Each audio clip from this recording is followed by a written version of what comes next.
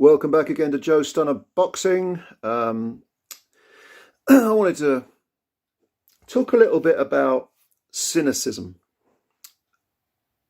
in boxing, but this could apply to life. It does apply to life, any walk of life. But as this is a boxing channel, we'll concentrate on the boxing. So, since the Catterall Taylor robbery, a lot of people have been very, very outraged, rightly so, by the decision. It was an obscene decision, and a lot of people have been, blustering and blathering.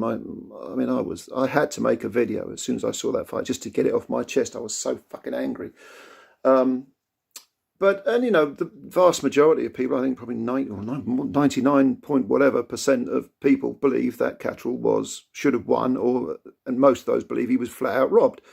Now, some of those people, however, ones that I've spoken to online and in person, have said, well, you know what, is it surprising? I mean, this is life, and Life just isn't fair, and we've seen this before, and what can we do about it? And in other words, there's this cynical defeatism amongst a minority, I hope it's a minority of the people I've spoken to, of people who just feel that life's not fair, the world's not fair, therefore why get angry about it? Well, I completely disagree with this mindset.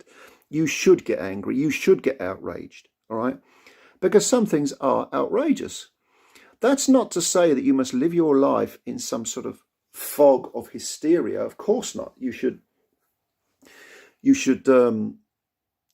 get it off your chest, calm down, simmer down, and then think, okay, I'm angry, but I'm gonna hold on to that anger, but I'm not gonna live by emotion. I'm going to think about this. I'm going to use my logic. I'm going to use my reason, my common sense.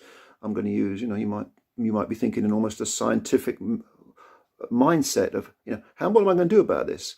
Can I do anything about it? Most of us don't have much power as individuals, but as a collective, of course, we have all the power in the world. If we all decided, well, I'm not putting a penny into boxing anymore. You watch the Boxing Board of Control do something about these outrageous decisions if they realise there's no money coming into the game. Broadcasters likewise, promoters likewise. Mickey Duff famously once said, was it Mickey Duff or Don King? I think it was Mickey Duff said, in life you don't get what you deserve, you get what you negotiate. That's true. The world is often a very unfair place. But you know what? We living in the Western world, for the majority of us anyway, we're in a very privileged position. And for those who have that sort of cynical attitude, especially these, I'm sorry to say this, but it's predominantly younger people who say, these social justice warriors, these woke people, look at that person over there. It's all virtue signaling. Fuck off, right? Just get the fuck out of here, right? You silly little boy.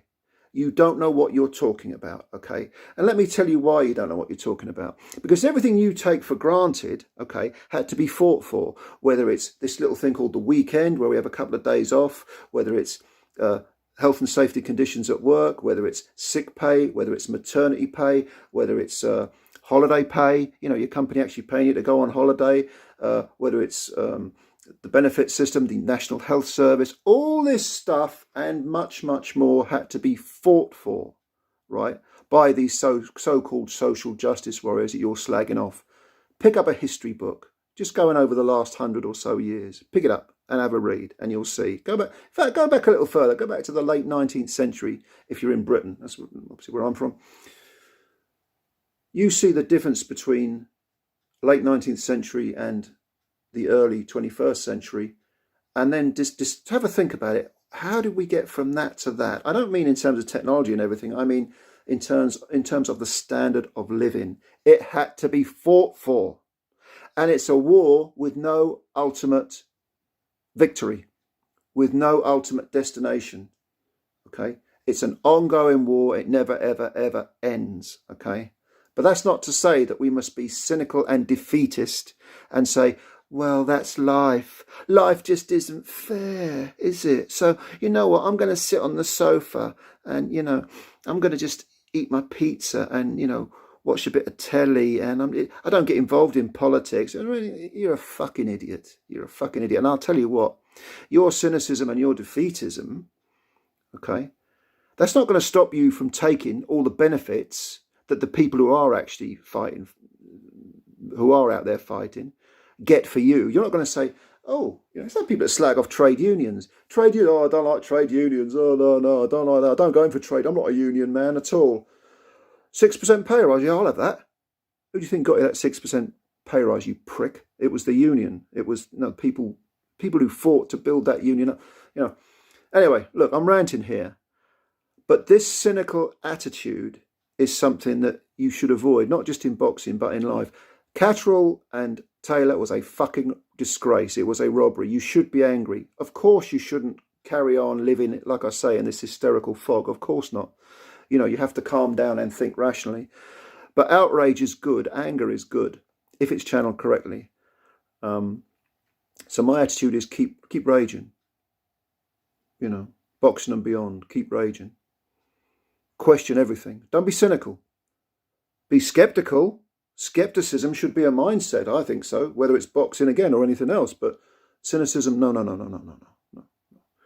It's a bad, destructive, venal, poisonous mindset. Skepticism, objectivity, thinking for yourself, all good things. Cynicism, it's just an excuse to throw the towel in. Don't go down that path. So those are my thoughts, just a few thoughts. Let me know what you think. And yeah, if you're new to the channel, subscribe. I'd love that. Go on, subscribe. And yeah, thanks for your time. Hit the like button if you like this video. Hit the dislike button. Hit any button you like. I don't mind. And I'll speak to you again sometime soon. In the meantime, of course, as always, thank you and take care.